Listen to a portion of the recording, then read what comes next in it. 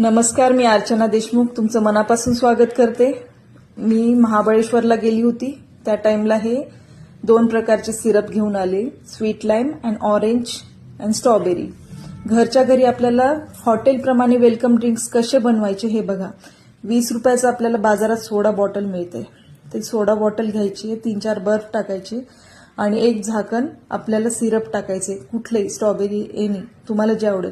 जेव्हा गेस्ट घरात येतात त्या टाइमला तुम्ही हे वेलकम ड्रिंक्स म्हणून द्याल तर खूप छान आहे आणि सगळ्यांना आवडेल आणि खूप छान वाटते आणि याची टेस्ट एकदम भारी आहे, हॉटेलसारखी एकदम टेस्टी।